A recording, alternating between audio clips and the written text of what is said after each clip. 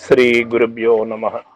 సుజ్ఞాన దీపమను గురు గీతల నుండి వేళ మనం 3వ అధ్యాయమనందు 180వ శ్లోకాన్ని భక్తి ప్రపత్తులతో శరణాగతి భావముతో పరిశీలన చేసుకున్నాం. శిష్యాదన్యత్ర దేవేసి నవధేద్యస్య కస్యచిత్ నరాణాం చ ఫలప్రాప్తౌ భక్తిరేవ హి కారణం. ఓ పార్వతి, శిష్యుని కంటే ఇతరమగు నెవనికిని తత్వమును చెప్పకూడదు. మనుష్యులలో ప్రాప్తి యందు భక్తియే ముఖ్య కారణమైనది కనుక అట్టి భక్తి గలవానికి చెప్పవలయును. కానీ ఎవరికంటే వారికి తత్వ రహస్యము చెప్పకూడదు. తత్వము అనగా తత్ అంటే దైవమని, త్వం అంటే నేను అని. ఆ దైవము యొక్క మర్మ ధర్మములు తెలియాలి అంటే తత్వాన్ని తెలుసుకోవాలి.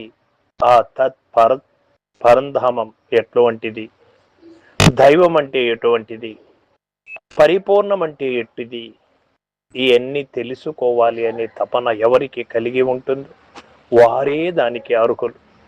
అటువంటి వారికి మాత్రమే ఈ యొక్క తత్వ మర్మాన్ని తెలపవలసి ఉంటుందే కానీ ఎవరికంటే వారికి చెప్పడానికి వీలు లేదు. అందుకే కాబోలు పూర్వకాలములో అందరూ కూడా గురుకులమని ఏర్పాటు చేసి ఆ గురుకులములో చేరినటువంటి శిష్య బృందమునకు కావలసినటువంటి విద్యలు అన్నీ కూడా తెలియచెప్పేవారు. ఈనాటికి కూడా ఆ యొక్క మర్మ ధర్మములు, ఆ యొక్క సాంప్రదాయం సనాతనంగా నడుస్తూ ఉన్నది. భక్తి ఎవరికి కలిగి ఉంటుందో వారికే చెప్పవలెను అంటూ ఉన్నాడు. భక్తి అనగా ఏమిటి? మనుషులలో భక్తి అనేది ఎన్నో రకాలుగా ఉన్నది. కానీ నిజ భక్తి వేరు.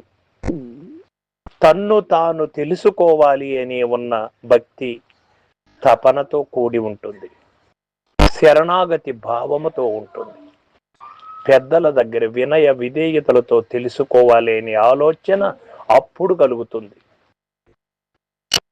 నేనెవరో తెలుసుకోవాలి అనే ఉన్నటువంటి భక్తి తపన అదే ముఖ్యమైనటువంటి.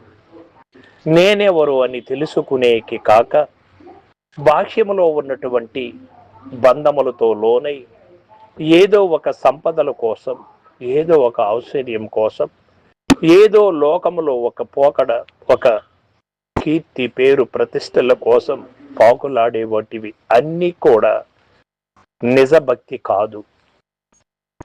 స్వధర్మాన్ని తెలుసుకోవాలనే భక్తి కాదు. తానెవరో తెలుసుకోవాలి అనే భక్తి కాదు. మరి ఈ విధంగా పరిశీలన చేసి సద్గుణములు కలిగినటువంటి శిష్యుణ్ణి, సదాచరణ సంపన్నుడైనటువంటి శిష్యుణ్ణి ఎన్నుకుంటే అతనిలో ఆంతరంగికంగా ఆ లక్షణాలు కలిగినటువంటి శక్తి ఏర్పడి ఉంటుంది. ఆ స్థితి కలిగినటువంటి వారే మనకు గమనించినటువంటి చరిత్రలో మహాభారత కురు సైన్యములో 18 అక్షోహిణీల సైన్యములో ఒక అర్జునుడికి ఆ భావన కలిగింది. బ్రహ్మం గారి దగ్గరికి ఎంతమంది శిష్యులు ఉన్నప్పటికీ నిజమైనటువంటి శిష్యుడు ఒక సిద్ధయ్య మాత్రమే దక్కాడు. ఈ విధంగా తీసుకుంటే వివేకానందుడి కానించి ఏ ఒక్కరో దక్కారు అటువంటి వాళ్ళు. మిగతా వాళ్ళందరికీ అది దక్కలేదు. వారికి ఆ నిజమైనటువంటి సత్య అన్వేషణలో లోపము వలనే అయి ఉంటుంది అని మనం గ్రహించవలసి ఉంటుంది. సర్వం సద్గురు పాదార్పణమస్తు. జై గురుదేవ్.